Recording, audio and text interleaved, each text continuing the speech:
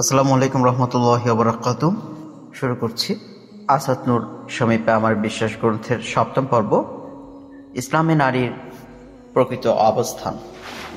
নাস্তিক আসাদ নূরের একটি মন্তব্য শুনে আমার লেখা দুটি কবিতার লাইন মনে পড়ে গেল, আর সেটি হচ্ছে, মুখোশটা খুলবে কবে, আমরা তো মুখোশ পরে আছি। মানুষ মুখোশের আড়ালে নিজের কুপ্রবৃত্তিকে তার খোরাকি সরবরাহের স্বার্থে কতটা মিথ্যাবাদী ও নিম্নগামী হতে পারে তার এই জ্বলন্ত উদাহরণ হচ্ছে আসাদ নূর। নারী সম্পর্কে তার একটি উল্লেখযোগ্য মন্তব্য হচ্ছে, নারীকে তার কাম নিবারণের জন্য কেন বিয়ে পর্যন্ত অপেক্ষা করতে হবে? এজন্য ক্ষুধার্ত শিয়ালের মুখে নিরীহ মুরগিদের স্বাধীনতার দাবি উত্থাপিত হচ্ছে। অথচ এই লোকটি সরল এবং কঠিন বাক্য প্রয়োগের মাধ্যমে মুসলিমদের জান ও প্রাণ নবী মুহাম্মদুর রাসূলুল্লাহ সাল্লাল্লাহু আলাইহি সাল্লামের পুত পবিত্র চরিত্র নিয়ে পালাক্রমে কুৎসা রটনা করে চলেছে। একজন অসভ্য ব্যক্তি যখন সভ্যতার আড়ালে সারা পৃথিবীর নারীদের বিনামূল্যে ও বিনা দায়িত্ব গ্রহণের মাধ্যমে ভোগের ইচ্ছা অন্তরে লালন করে, কেবল তখনই সে বলতে পারে, নারীরা যথেচ্ছা চলাফেরা করুক। নারীদের তারা বুঝিয়ে থাকে তাদের প্রকৃত স্বাধীনতা এখানেই। বাস্তবতা আসলে কি তাই? ইসলাম কখনই নারীকে গৃহে বন্দী করে রাখেনি, বরং নারীর নিরাপত্তা নিশ্চিত করেছে। ইসলাম কোথায় বলেছে পর্দাহীনতা নারীদের ধর্ষণের একমাত্র কারণ? হ্যাঁ, ইসলাম এটা বলেছে যে যথেচ্ছ চলাফেরা ধর্ষণের অন্যতম কারণ। ইসলাম নারীকে পর্দা করার কথা বলার পূর্বেই পুরুষের দৃষ্টি নিচু করার নির্দেশনা দিয়েছে। জনাব আসাদ নূর, ইসলাম আপনার কিংবা আপনার বাপ দাদার বানানো কোনো ধর্ম নয় যে আপনার মতো কম গবেষণা করার লোক তার মাঝে বক্রতা খুঁজে পাবেন। তবে বিচার মানে কিন্তু তালগাছটি আমার, এইটাই মানসিকতা পোষণ করে কথা বললে আপনি তর্কে জিতে যাবেন, এই নিশ্চয়তা রয়েছে। সত্যের নাগাল কিংবা তা উপলব্ধি করার স্বাদ আপনি তখন পাবেন না। কোরআনের প্রথমে পুরুষের পর্দার কথা বলা হয়েছে, অথচ আমাদের সমাজে পুরুষের পর্দার ব্যাপারে তেমন আলোচনা হয় না। নাস্তিক সম্প্রদায় এই বিষয়টি গোপন করে যাতে ইসলামের নারীর অধিকারের যথার্থতা ঢাকা পড়ে তাদের যথেচ্ছ প্রোপাগান্ডার আড়ালে। অথচ সুস্থ সমাজের জন্য পুরুষেরও পর্দা করতে হবে। মহান আল্লাহ তাআলা নারীদের পর্দার আগে পুরুষের পর্দার কথা বলেছেন। এর বিশেষ তাৎপর্য অবশ্যই রয়েছে। সমাজের বেশিরভাগ ধর্ষণ পরকীয়ায় পুরুষকেই অগ্রগামী দেখা যায়। তাই পুরুষ তার দৃষ্টি সংযত রাখলে এবং লজ্জাস্থানের হেফাজত করলে অশ্লীলতা অনেকাংশে কমে যাবে।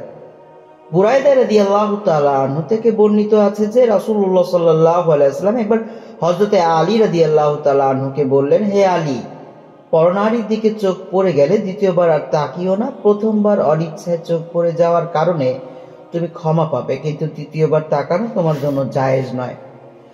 মুসনাদে আহমদ ও তিরমিজিতে উল্লেখ রয়েছে। রাসূল সাল্লাল্লাহু আলাইহি সাল্লামের নির্দেশ যদি আমরা মেনে চলি, তাহলে ধর্ষণ, পরকীয়া, পর্নোগ্রাফি, ইফটিজিং নামক পাপগুলো সমাজ থেকে নির্মূল হয়ে যাবে।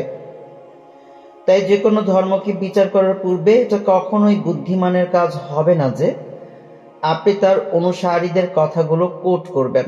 সত্যকে পৃষ্ঠদেশ দেখিয়ে কেবলমাত্র নফসের আকাঙ্ক্ষা বাস্তবায়নের পথে হাঁটতে চাইলে অবশ্য ভিন্ন কথা। অন্যথায় ধর্মকে বিচার করুন মূল ধর্মগ্রন্থের ভিত্তিতে, কারণ আর যে কোনো ধর্মের ক্ষেত্রেই অনুসারীগণ ধর্মকে পুরোপুরিভাবে অনুসরণ করতে ব্যর্থ হয়। কোরআনে আল্লাহ মুসলিম পুরুষদের নির্দেশ দিয়েছেন, মুমিনদেরকে বলুন তারা যেন তাদের দৃষ্টি নত রাখে এবং তাদের যৌনাঙ্গের হেফাজত করে, এতে তাদের জন্য খুব পবিত্রতা আছে। নিশ্চয়ই তারা যা করে আল্লাহ তা জানেন। সূরা নূর আয়াত নাম্বার 30। এই আয়াতের ব্যাখ্যা করতে গিয়ে ইবনে কাসির লিখেছেন, আল্লাহ তাআলা তার মুমিন বান্দাদেরকে নির্দেশ দিচ্ছেন, যেসবের প্রতি দৃষ্টিপাত করা আমি হারাম করেছি ওসবের প্রতি দৃষ্টিপাত করো না। হারাম জিনিস হতে চোখ নিচু করে নাও। যদি আকস্মিকভাবে দৃষ্টি পড়েই যায় তাহলে দ্বিতীয়বার আর দৃষ্টি ফেলো না। হযরত জারীর ইবনে আব্দুল্লাহ রাদিয়াল্লাহু তাআলা আনহু থেকে বর্ণিত, আমি একবার রাসূল সাল্লাল্লাহু আলাইহি সাল্লামকে হঠাৎ দৃষ্টি পড়ে যাওয়ার বিষয়ে জিজ্ঞেস করেছিলাম। তিনি সাথে সাথে দৃষ্টি ফিরিয়ে নেওয়ার আদেশ দিলেন। মুসলিম। ইমাম নববী বলেন, হঠাৎ দৃষ্টি পড়ে যাওয়া বলতে কোনো ব্যক্তির অনিচ্ছাকৃতভাবে একজন গায়েবে মাহারাম নারীর প্রতি দৃষ্টি পড়তে পারে। প্রথম দৃষ্টি পড়ে যাওয়াতে তার কোনো গুনাহ নেই, কিন্তু তার উচিত সাথে সাথে তার দৃষ্টিকে ফিরিয়ে দেওয়া। যদি সে তার দৃষ্টিকে সাথে সাথে ফিরিয়ে নেয় তবে তাতে তার কোনো গুনাহ হবে না, কিন্তু যদি সে তাকিয়েই থাকে তবে সে গুনাহগারে পরিণত হবে। কেননা এই হাদিস অনুযায়ী রাসূল সাল্লাল্লাহু আলাইহি ওয়াসাল্লাম দৃষ্টিকে সাথে সাথে ফিরিয়ে নেওয়ার আদেশ দিয়েছেন। তাই কথা একেবারে স্পষ্ট যে মহান আল্লাহ নারীকে পর্দা করার কথা বলার পূর্বে পুরুষকে তার দৃষ্টির পর্দা করার নির্দেশনা দিয়েছেন।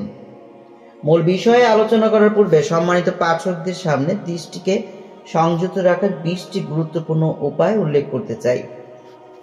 1. সবসময় স্মরণে রাখুন আল্লাহ আপনাকে দেখছেন, পাশাপাশি তিনি আপনার মনের অবস্থা সম্পর্কে পূর্ণভাবে জানেন। চোখের চুরি এবং অন্তরের গোপন বিষয় তিনি জানেন। সূরা হামিম আয়াত নাম্বার 19। আল্লাহর কাছে সাহায্য চান, নিজেকে শুদ্ধ পবিত্র রাখার জন্য তার কাছে সাহায্য প্রার্থনা করুন, কেননা আল্লাহই বলেছেন, তোমরা আমাকে ডাকো আমি সাড়া দেব। সূরা হামিম আয়াত নাম্বার 60। আপনার প্রতি আল্লাহর প্রদান করা নিয়ামত সম্পর্কে সচেতন হন এবং এর জন্য শুকর আদায় করেন।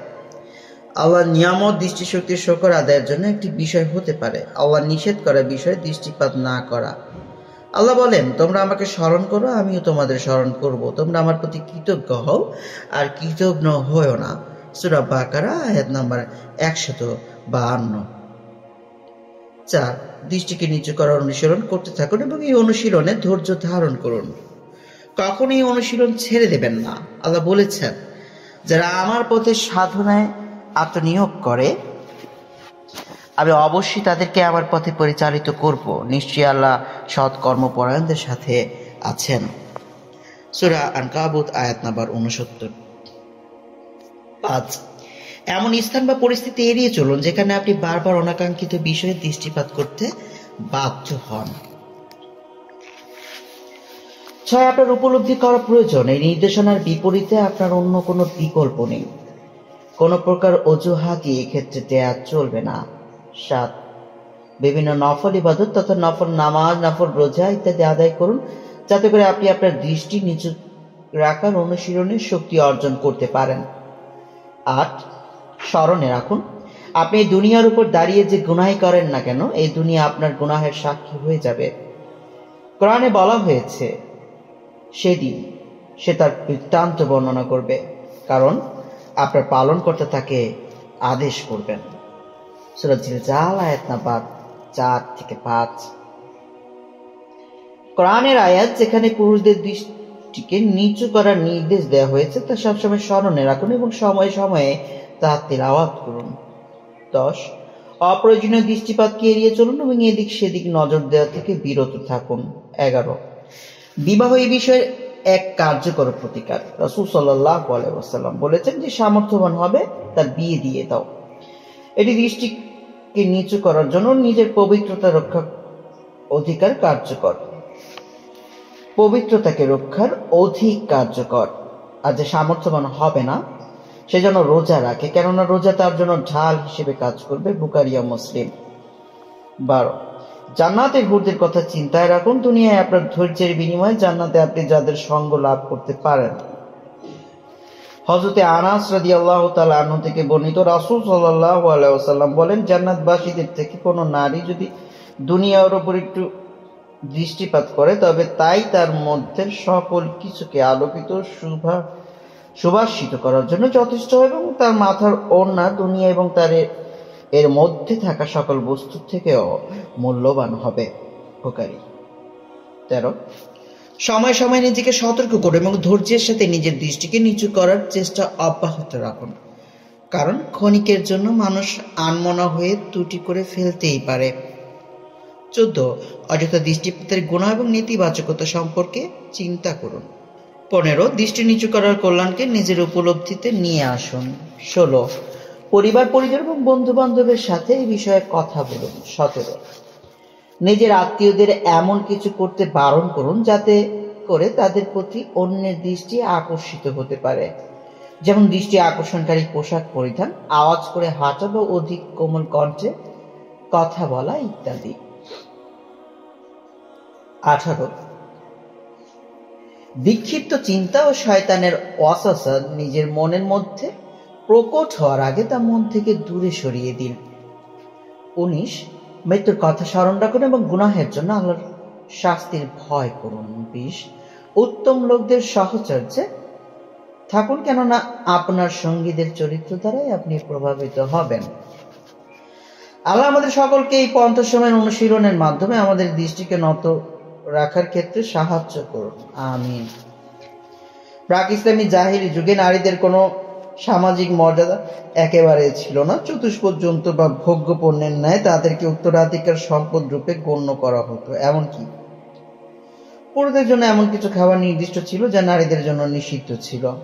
সে সময় কন্যা সন্তান জন্মগ্রহণ করাকে অবমাননাকর মনে করা হতো এবং তাকে জীবন্ত কবর দেয়া হতো। মহান আল্লাহ বলেন, তাদের কাউকে যখন কন্যা সন্তানের সুসংবাদ দেয়া হয় তখন তার মুখমণ্ডল কালো হয়ে যায় এবং সে অসহনীয় মনস্তাপে ক্লিষ্ট হয়। তাকে যে সংবাদ দেয়া হয় তার গ্লানি হেতু সে নিজ সম্প্রদায় হতে আত্মগোপন করে। সে চিন্তা করে হীনতা সত্ত্বেও সে তাকে রেখে দিবে, না মাটিতে পুঁতে দিবে। নাহল আয়াত নাম্বার 58 থেকে 59। অন্যত্র ইরশাদ হয়েছে, যখন জীবন্ত সমাধিস্থ কন্যাকে জিজ্ঞেস করা হবে কি অপরাধে তাকে হত্যা করা হয়েছিল। তাকবীর 8 থেকে 9 নম্বর আয়াত। শুধু তাই নয়, জাহিলি যুগে নারীরা মিরাস লাভ থেকে বঞ্চিত হতো। ইমাম কুরতুবী রাহিমাহুল্লাহ বলেন, জাহিলি যুগের লোকেরা নারী ও শিশুদেরকে উত্তরাধিকারী করত না, এমনকি শিশু পুত্র সন্তান হলেও। তারা বলতো, মিরাস কেবল তাকেই দেয়া হবে যে অশ্বপৃষ্ঠে আরোহণ করে যুদ্ধ করে, বর্ষা দ্বারা আঘাত করে, তরবারি দ্বারা যুদ্ধ করে এবং গনিমত লাভ করে। এটা তারা করত নারী বিদ্বেষের কারণে। আলোচ্য 2 আয়াতে বলা হয়েছে, জাহিলি যুগে আরবদের লোকেরা কন্যা সন্তানদের জন্ম হওয়া নিজেদের জন্য অপমানজনক মনে করত। তাদের কারো স্ত্রী যদি কন্যা সন্তান জন্ম দিত তাহলে লজ্জায় ও অপমানে তারা ভীষণ ক্ষিপ্ত হয়ে যেত। অপমান বোধের কারণে তারা সমাজ থেকে পালিয়ে বেড়াত। এমনকি তারা নবজাতক শিশুকে জীবন্ত কবর দিতেও দ্বিধা করত না। এটা তৎকালীন বেদুইন আরবের সামাজিক সংস্কৃতি ছিল। আরবের বেদুইন বা যাযাবর গোত্র কন্যা সন্তানকে খুবই লজ্জা অপমানের কারণ বলে মনে করত। আরবের জনগণ বিভিন্ন শ্রেণীতে বিভক্ত হয়ে বসবাস করত। প্রতিটি শ্রেণীর অবস্থা ছিল অন্য শ্রেণীর চেয়ে আলাদা। অভিজাত শ্রেণীতে নারী পুরুষের সম্পর্ক ছিল যথেষ্ট উন্নত।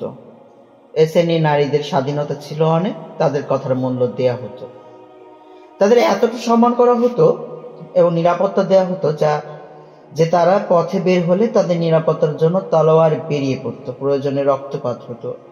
কেউ যখন নিজের দানশীলতা বীরত্ব প্রসঙ্গে প্রশংসা করত তখন সাধারণত নারীদের সম্বোধন করত। নারীরা ইচ্ছা করলে তাদের মধ্যে যুদ্ধ রক্তপাতের আগুন জ্বালিয়ে দিত। সব কিছু সত্ত্বেও পুরুষদের মনে করা হতো পরিবারের প্রধান এবং তাদের কথা গুরুত্বের সঙ্গে মান্য করা হতো। রাহিকুল মাকতুম। মহানবী সাল্লাল্লাহু আলাইহি ওয়াসাল্লাম ন্যায় ভিত্তিক সমাজ প্রতিষ্ঠায় যে বৈপ্লবিক অবদান রেখেছেন তার মধ্যে উল্লেখযোগ্য হলো নারীর সামাজিক মর্যাদা দান। ইতিহাসে এই প্রথম মায়েরা সামাজিক স্বীকৃতি লাভ করে। প্রাক ইসলামী যুগে পৃথিবীর কোথাও নারীর সামাজিক মর্যাদা ছিল না। তারা ছিল অবহেলার পাত্র এবং সন্তান উৎপাদনের যন্ত্র। তাদের অপবিত্র মনে করা হতো। সমাজে যাতে নারী জাতির সম্মান ও মর্যাদা সুপ্রতিষ্ঠিত হয় তার জন্য রাসূল সাল্লাল্লাহু আলাইহি ওয়াসাল্লাম বিভিন্ন পদক্ষেপ গ্রহণ করেন। সমাজের বেশিরভাগ নারীকে অবহেলা করলে সামাজিক সুবিচার সুদূর পরাহত হবেই। এ চেতনা আল্লাহর রাসূলের মধ্যে ছিল পুরোপুরি কার্যকর। রাসূলুল্লাহ সাল্লাল্লাহু আলাইহি ওয়াসাল্লাম নারীর মর্যাদা প্রতিষ্ঠিত করার লক্ষ্যে ঘোষণা দেন, সাবধান, তোমরা নারীদের সঙ্গে সৎ ব্যবহার করো, কেননা তারা তোমাদের তত্ত্বাবধানে রয়েছে। সাবধান, তোমাদের স্ত্রীর উপর তোমাদের যেমন অধিকার রয়েছে তেমনি তোমাদের উপরও তাদের অনুরূপ অধিকার। পুরুষ তার পরিবার পরিজনের রক্ষক এবং স্ত্রী তার স্বামীর গৃহের এবং সন্তানদের রক্ষণাবেক্ষণকারী। রিয়াদুস সালিহিন প্রথম খণ্ড, পৃষ্ঠা নম্বর 276 থেকে 276-283। বিবাহ বিধবা বিবাহ খোলা তালাক। স্ত্রী লোকের মৃত পিতা মৃত স্বামীর সম্পত্তি ভোগের অধিকার প্রভৃতি বিধান দিয়ে রাসূলুল্লাহ সাল্লাল্লাহু আলাইহি ওয়াসাল্লাম ন্যায় ও ইনসাফ নিশ্চিত করে পারিবারিক ও সামাজিক কাঠামো গড়ে তোলেন, যা অন্য যে কোনো সামাজিক কাঠামোর চেয়ে ছিল উন্নততর। ইসলামের মৌলিক শিক্ষার বাস্তবায়ন এবং তা যথাস্থানে প্রয়োগে ব্যর্থ হওয়ার আজ যেন আমাদের সমাজ ফের সে জাহিলিয়তের দিকে ছুটে চলেছে। জাহিলিয়ত যুগ ও বর্তমান সময়ের সাথে বেশ কিছু কর্মকাণ্ডের মিলবন্ধন রয়েছে। যেমন, জাহিলি যুগে কন্যা সন্তানদের জীবন্ত কবর দেওয়া হতো, বর্তমান যুগে কন্যা সন্তানদের জীবন্ত কবর দেওয়া লাগে না, অপমানের গ্লানি নিয়ে তারাই আত্মহত্যা করে। 2. জাহিলি যুগে নারীদের পণ্যের মতো বিক্রি করা হতো, বর্তমান যুগে নারীকে বিজ্ঞাপনের মডেল বানিয়ে পণ্যের সাথে বিক্রি করা হয়। 3. জাহিলি যুগে স্বামী ও পিতার সম্পত্তিতে নারীর কোনো উত্তরাধিকার ছিল না, ইসলাম সেই অধিকার দিয়েছে। বর্তমান যুগে ইসলামের বিধানকে চ্যালেঞ্জ করে নারীরা সম অধিকারের আন্দোলন করছে, কারণ সম্ভবত ইসলামের বিধানে নারীদের ঠকানো হয়েছে। 4. শ্রদ্ধা ও সম্মান এবং এ জাতীয় বিষয় নিয়ে নারীরা চিন্তাও করতো না, তাদের ক্ষেত্রে এগুলো ছিল কল্পনা বিলাস। বর্তমান যুগে নারীদের সম্মানের অবস্থা তো আমাদের চোখের সামনে। আজ জাহিলি যুগে নারীদেরকে দ্রুতগামী উটের পিছন বেঁধে দেয়া হতো এবং উত্তপ্ত বালুর মধ্যে হেঁচড়ানো হতো। অসহায় নারীটি পিছনে যত বেশি চিৎকার করত, পুরুষরা তত বেশি মজা পেত। বর্তমান যুগে নারীদেরকে চলন্ত বাসে ধর্ষণ করা হয়। জাহিলি যুগে নারীর অধিকার উত্তরাধিকার আইন। মুফাসসির আব্দুর রহমান ইবনে নাসির আস-সাদি রাহিমাহুল্লাহ বলেন, শক্তিমত্তা ও নির্দয়তার কারণে জাহিলি যুগের আরবরা দুর্বলদেরকে তাদের উত্তরাধিকারী করত না, যেমন নারী ও শিশু। তারা বীর পুরুষদের জন্য মিরাস নির্ধারণ করত, কারণ তাদের ধারণা অনুযায়ী পুরুষরাই যুদ্ধ বিগ্রহ এবং লুণ্ঠন করার যোগ্য। জাহিলি যুগে উত্তরাধিকার লাভের মানদণ্ড ছিল পৌরুষ এবং শক্তি সামর্থ্য। জাহিলি যুগে উত্তরাধিকার লাভের 3টি মাধ্যম ছিল। 1. আত্মীয়তার সম্পর্ক। 2. পালক পুত্র হওয়া ও চুক্তি। আত্মীয়তা সম্পর্ক। জাহিলি যুগে আত্মীয়তা সম্পর্কের ভিত্তিতে মিরাজ লাভ করা যেত, কিন্তু বংশীয় আত্মীয়তার সম্পর্ক থাকার পরেও মা, কন্যা, বোন, শিশু, বৃদ্ধরা মৃতের পরিত্যক্ত সম্পত্তি থেকে বঞ্চিত হতো, কারণ এদের মধ্যে শত্রুদের বিরুদ্ধে যুদ্ধ করার শক্তি সামর্থ্য ছিল না এবং তারা কোনোভাবে স্বীয় গোত্রের প্রতিরক্ষায় কাজে লাগত না। যুবক ও বীর যোদ্ধারাই কেবল মৃতের ওয়ারিস হতো। ইসলামের প্রাথমিক যুগ পর্যন্ত এই নিয়মই বলবৎ ছিল। অতঃপর সূরা নিসার 11 নম্বর আয়াত নাজিলের মাধ্যমে অবসান ঘটে। 2. পালক পুত্র হওয়া। জাহিলি আরবদের মধ্যে অন্যের পুত্রকে নিজের পুত্র হিসেবে গ্রহণ করার রীতি প্রচলিত ছিল। পালক পুত্র পালক পিতার সম্পত্তির ওয়ারিস হতো। ইমাম কুরতুবী রাহিমাহুল্লাহ বলেন, জাহিলি যুগে কারো দৃঢ়তা বুদ্ধিমত্তা যখন কোনো ব্যক্তিকে মুগ্ধ করত, তখন সে তাকে নিজের দিকে সম্পৃক্ত করে নিত, পালক পুত্র বানিয়ে নিত এবং তার মিরাজ থেকে তার পুত্র সন্তানদের মতো তার পালক পুত্র জন্য মিরাজ নির্ধারণ করত, আর তাকে তার দিকে সম্পর্কিত করে বলা হতো অমুকের ছেলে অমুক। যেমন রাসূলুল্লাহ সাল্লাল্লাহু আলাইহি ওয়াসাল্লাম নবুয়ত লাভের পূর্বে যায়েদ বিন হারেসাকে আজাদ করে নিজের পুত্র হিসাবে গ্রহণ করেন, তাকে যায়েদ বিন মুহাম্মদ নামে ডাকা হতো। ইসলামের প্রাথমিক দিনগুলোতে এই রীতি বিদ্যমান ছিল। অতঃপর সূরা আহজাবের 4 ও 5 নম্বর আয়াত অবতীর্ণ করে এই বিধান মানসুখ বা রহিত করা হয়েছে। 3. চুক্তি। জাহিলি যুগে চুক্তির মাধ্যমে একজন অন্যজনের ওয়ারিস হতো। তারা আমার রক্ত তোমার রক্ত এবং আমার মৃত্যু তোমার মৃত্যুর মতো, তুমি আমার ওয়ারিস হবে এবং আমি তোমার ওয়ারিস হব, তুমি আমার সম্পদের প্রত্যাশা করবে এবং আমি তোমার সম্পদের প্রত্যাশা করব। চুক্তি সম্পূর্ণ হওয়ার পরে একজনের মৃত্যু হলে অন্যজন তার সম্পত্তির অংশ বা মিরাজ লাভ করত। পরবর্তীতে সূরা আনফালের 75 নম্বর আয়াতে নাজিল হওয়ার পর চুক্তির মাধ্যমে ওয়ারিস হওয়ার বিধান রহিত হয়ে গেছে। উপমহাদেশে ইসলাম আগমনের 1000 বছর আগ থেকে হিন্দুরা ধর্মের নামে নারীকে গৃহবন্দী রাখার নিয়ম কানুন পালন করে আসছিল। শরৎচন্দ্রের নারী প্রবন্ধে এ বিষয়ে বিস্তারিত উল্লেখ করা রয়েছে। এই অঞ্চলের হিন্দুরা যখন ইসলাম গ্রহণ করতে শুরু করে, তখন অনেক সংস্কৃতির সঙ্গে নারীকে বন্দী রাখার সংস্কৃতি থেকেও তারা বেরিয়ে আসতে পারেনি। প্রকৃতপক্ষে ইসলাম নারীকে গৃহবন্দী করে রাখেনি। নারীর নিরাপত্তার স্বার্থে যেমনই পুরুষকে তার দৃষ্টি নমনীয় রাখতে নির্দেশনা দেয়া হয়েছে, ঠিক তেমনি নারীকে দিয়েছে শালীনতা বজায় রাখার নির্দেশ। আজকে পৃথিবীতে বিভিন্নভাবে ইসলামের বিরুদ্ধে বলা হয় যে খুঁটিয়ে খুঁটিয়ে ইসলামের বিরুদ্ধে মিথ্যা প্রপাগান্ডা ছড়িয়ে বদনাম করা হয়। অথচ আজকে যে ইসলামটা দুনিয়াময় চালু আছে অধিকাংশ জায়গায়, এটা আল্লাহ ও রাসূল সাল্লাল্লাহু আলাইহি ওয়াসাল্লামের প্রকৃত ইসলাম নয়। বিগত 1400 বছরের কাল পরিক্রমায় বিকৃত হতে হতে ইসলাম আজ চূড়ান্তভাবে বিকৃত। আর এই চূড়ান্ত বিকৃতির সূত্রপাত ঘটায় ব্রিটিশ খ্রিস্টানরা ঔপনিবেশিক আমলে। তারা মাদ্রাসা প্রতিষ্ঠা করে খ্রিস্টান প্রিন্সিপালদের তত্ত্বাবধানে তাদের নিজেদের তৈরি করা একটা বিকৃত ইসলাম শিক্ষা দেয় এবং জাতির মধ্যে একটি ধর্ম ব্যবসায়ী মোল্লা শ্রেণীর উদ্ভব ঘটায়। এই ধর্ম ব্যবসায়ী মোল্লা শ্রেণীটি সেই বিকৃত ইসলামটাই মাদ্রাসা থেকে শিখে এসে মসজিদে, মাদ্রাসায়, খানকায়, ওয়াজ নসিহতে সাধারণ মানুষকে শিক্ষা দেয়। এভাবে গত কয়েক শতাব্দী ধরে ব্রিটিশদের তৈরি করা বিকৃত ইসলামটি এই জাতির মধ্যে চর্চা করা হচ্ছে। আজকে যে বিভিন্ন মহল থেকে ইসলামের বদনাম করা হচ্ছে, ইসলামকে পশ্চাৎপদ বর্বর ধর্ম বলে গালি দেয়া হচ্ছে, সেটা এই বিকৃত ইসলামের রূপটিকে দেখেই করা হয়েছে। যারা গালি দিচ্ছেন তারা প্রকৃত ইসলাম দেখেননি, তারা তাদের সামনে ইসলাম হিসাবটা যেটাকে দেখেছেন সেটাকেই গালাগালি করেছেন। সত্যিকার অর্থে বিকৃত ইসলামের এই ধারক বাহক তথা ধর্মজীবী মোল্লা শ্রেণীর মনোভাব সাংঘাতিক পশ্চাৎপদ বিকৃত। নারীদের ব্যাপারে তাদের যে দৃষ্টিভঙ্গি আমরা দেখতে পাই তা ইসলামের দৃষ্টিভঙ্গি নয়, এটা তাদের নিজস্ব বিকৃত দৃষ্টিভঙ্গি। এই বিকৃত দৃষ্টিভঙ্গিকে ইসলাম হিসেবে চালিয়ে দেওয়ার কারণে পশ্চিমা প্রভাবাধীন গণমাধ্যমগুলি বিকৃত ইসলামের কুপমঞ্জুকতার দিকে আঙুল উঁচিয়ে অপপ্রচার চালাচ্ছে যে ইসলাম নারীদের অবরুদ্ধ করে রাখে, মানুষের বাক স্বাধীনতায়, চিন্তায় স্বাধীনতায়, চলাফেরায় স্বাধীনতায় বিঘ্ন ঘটায়। তাই যে কোনো ভাবেই হোক ইসলামের উত্থানকে রোধ করতে হবে। ইসলাম একটি পূর্ণাঙ্গ, শাশ্বত এবং প্রাকৃতিক দিন। সুতরাং ইসলামের প্রতিটি বিধিবিধান প্রাকৃতিক, যৌক্তিক এবং চিরন্তন।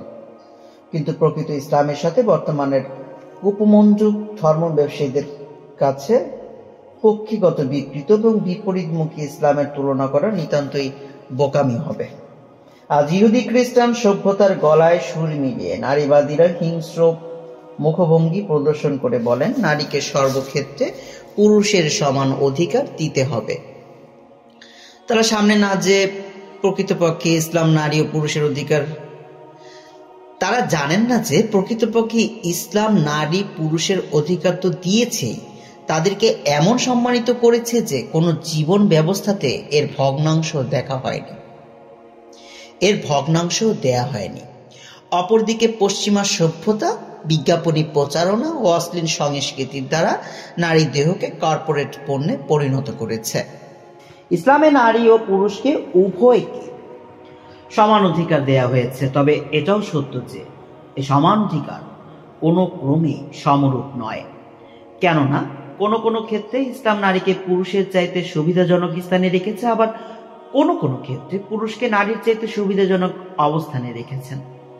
যেমন বাবার চাইতে মায়ের হক বেশি, এটি রাসূল সাল্লাল্লাহু আলাইহি ওয়াসাল্লামের সহিহ হাদিস দ্বারা প্রমাণিত। তবে পশ্চিমা মিডিয়া ও ইসলামের নামে প্রোপাগান্ডা ছড়ানো স্বঘোষিত নাস্তিক সমাজ যখন প্রচার করে, তারা কেবল পুরুষের সুবিধাজনক অবস্থানগুলো বর্ণনা করে এবং বলে যে ওই দেখো ইসলাম নারীর প্রতি অন্যায় করেছে। হযরতে আবু হুরায়রা রাদিয়াল্লাহু তাআলা আনহু থেকে বর্ণিত, তিনি বলেন এক ব্যক্তি রাসূল সাল্লাল্লাহু আলাইহি ওয়াসাল্লামের কাছে এসে জিজ্ঞাসা করলো, হে আল্লাহর রাসূল, কে আমার উত্তম আচরণ পাওয়ার বেশি হকদার? তিনি বললেন, তোমার মা। সে বলল, তারপর কে? তিনি বললেন, তোমার মা। সে আবারও বলল, তারপর কে? তিনি বললেন, তোমার মা। সে পুনরায় বলল, এরপর কে? তিনি বললেন, তোমার পিতা। বুখারী ও মুসলিম। প্রিয় নবী সাল্লাল্লাহু আলাইহি ওয়াসাল্লাম আরো ইরশাদ করেন, জান্নাত মায়ের পদতলে। মহানবী সাল্লাল্লাহু আলাইহি ওয়াসাল্লাম ঘোষণা করেন, যার রয়েছে কন্যা সন্তান, সে যদি তাকে শিক্ষা সহ সব ক্ষেত্রে অবজ্ঞা এবং অবহেলা না করে এবং পুত্র সন্তানকে তার উপর প্রাধান্য না দেয়, আল্লাহ তাআলা তাকে জান্নাতে প্রবেশ করাবেন। তিনি আরো বলেন, তোমরা নারীদের উত্তম উপদেশ দাও, উত্তম শিক্ষায় শিক্ষিত করো। স্বামী নির্বাচনের স্বাধীনতায় নারীকে অধিকার ও মর্যাদা দান। ইসলামের আবির্ভাবের পূর্বে নারীদের পছন্দ মতো স্বামী গ্রহণের কোনো অধিকার ছিল না। যখন তখন তাদেরকে পাত্রস্থ করা হতো। কিন্তু ইসলাম নারীকে স্বামী নির্বাচনের স্বাধীনতা দিয়েছে। যে কেউ ইচ্ছা করলে বলপূর্বক কোনো নারীর স্বামী হতে পারবে না। আল্লাহ তাআলা বলেন, হে পুরুষরা, তোমরা মহিলাদেরকে স্বীয় স্বামী নির্বাচন করে বিয়ে করতে বাধা প্রদান করো না। বাকারা 232 নম্বর আয়াত। হাদিসে ইরশাদ হয়েছে, আবু হুরায়রা রাদিয়াল্লাহু তাআলা আনহু হতে বর্ণিত, তিনি বলেন, রাসূল সাল্লাল্লাহু আলাইহি ওয়াসাল্লাম বলেছেন, স্বামীহীনা নারীর বিবাহ তার অনুমতি ব্যতীত দেয়া যাবে না। কুমারীর বিবাহ তার সম্মতি ব্যতীত দেয়া চলবে না। তারা উপস্থিত সাহাবায়ে কেরাম জিজ্ঞাসা করলেন, হে আল্লাহর রাসূল সাল্লাল্লাহু আলাইহি ওয়াসাল্লাম, কুমারীর সম্মতি কি রূপে নেওয়া যাবে? উত্তরে তিনি বললেন, তার নীরবতাই সম্মতি। স্ত্রী হিসাবে নারীর অধিকার ও মর্যাদা দান। ইসলাম পারিবারিক জীবনে নারীকে দিয়েছে তার ন্যায্য অধিকার। সংসার জীবনে নারী পুরুষ পরস্পরের পরিপূরক। কোন একজনের একক প্রচেষ্টায় সংসার জীবন পূর্ণতা লাভ করতে পারে না। মহান আল্লাহ ইরশাদ করেন, তারা তোমাদের পোশাক এবং তোমরা তাদের পোশাক। বাকারা আয়াত নাম্বার 187। রাসূলুল্লাহ সাল্লাল্লাহু আলাইহি ওয়াসাল্লাম বলেন, তোমাদের মধ্যে সেই উত্তম চরিত্রের অধিকারী যে তার স্ত্রীর কাছে উত্তম, আর আমি তোমার মধ্যে নিজ স্ত্রীর কাছে উত্তম। শুধু তাই নয়, নবী করিম সাল্লাল্লাহু আলাইহি ওয়াসাল্লাম তার বৈবাহিক জীবনে বাস্তব দৃষ্টান্ত পেশ করে পুরুষদের শিক্ষা দিয়েছেন যে স্ত্রীর সম্মান ও অধিকার কিভাবে প্রদান করতে হবে। আর স্ত্রীদের প্রতি সদাচার প্রসঙ্গে আল্লাহ তাআলা বলেন, তোমরা তাদের সাথে সৎভাবে জীবন যাপন করো। সূরা নিসা আয়াত নাম্বার 19। মোহর দানের মাধ্যমে নারীর অধিকার ও মর্যাদা। ইসলাম নারীর মর্যাদার স্বীকৃতি স্বরূপ বিবাহের ক্ষেত্রে মোহর প্রদান অপরিহার্য করে দিয়েছে। আল্লাহ তাআলা বলেন, তোমরা তোমাদের স্ত্রীদেরকে মোহর দিয়ে দাও সন্তুষ্টির সাথে। নিসা আয়াত নাম্বার 4। রাসূলুল্লাহ সাল্লাল্লাহু আলাইহি ওয়াসাল্লাম ইরশাদ করেন যে শর্তটি পূরণ করা সবচেয়ে জরুরি, তা হলো ওই শর্ত যা দ্বারা তোমরা স্ত্রীর লজ্জাস্থান হালাল করো, অর্থাৎ মোহর। সহবাসের ক্ষেত্রে নারীকে অধিকার ও মর্যাদা দান। সহবাসের ক্ষেত্রে নারীর শারীরিক কষ্টের বিষয়টি খেয়াল রেখে ঋতুস্রাব অবস্থায় স্ত্রীর সাথে মেলামেশা ইসলামে নিষিদ্ধ রয়েছে। আল্লাহ বলেন, হে রাসূল সাল্লাল্লাহু আলাইহি ওয়াসাল্লাম, লোকেরা আপনার নিকট মহিলাদের স্রাব সম্পর্কে জিজ্ঞেস করে, আপনি বলে দিন, এটা অসুচিজনিত কষ্টদায়ক বিষয়। অতএব তোমরা ঋতুস্রাব চলাকালীন মহিলাদের সাথে সহবাস থেকে বিরত থাকো। তারা পবিত্র হওয়া পর্যন্ত তোমরা তাদের নিকটে যেও না। যখন তারা সম্পূর্ণরূপে পবিত্র হবে তখন তোমরা তাদের কাছে যাও, যেভাবে আল্লাহ তাআলা তোমাদেরকে হুকুম করেছেন। নিশ্চয়ই আল্লাহ তওবাকারী ও পবিত্রতা অর্জনকারীকে ভালোবাসেন। বাকারা আয়াত নাম্বার 222।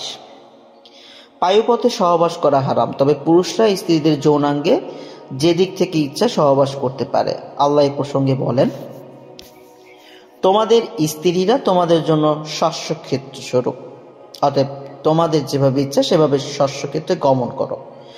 বাকারা 223 নম্বর আয়াত। হাদিসে এসেছে, জাবির রাদিয়াল্লাহু তাআলা আনহু হতে বর্ণিত, তিনি বলেন যে ইহুদিরা বলতো, পুরুষ যদি পশ্চাৎ দিক হতে স্ত্রীর যৌনাঙ্গে সঙ্গম করে তাহলে সন্তান টেরা হয়। তাদের এই ভ্রান্ত ধারণা নিরসনের উদ্দেশ্যে কোরআন মাজিদের এই আয়াত, তোমাদের স্ত্রীগণ তোমাদের শস্যক্ষেত্র, অতএব তোমরা তোমাদের শস্যক্ষেত্রে যেভাবে ইচ্ছা গমন করতে পারো। সূরা বাকারার এই 223 নম্বর আয়াতটি মহান আল্লাহ সুবহানাহু ওয়া তাআলা নাজিল করেন। শুনছিলেন সুলাইমান শিপনের আসাদ নূর সমীপে আমার বিশ্বাস গ্রন্থের 7ম পর্ব।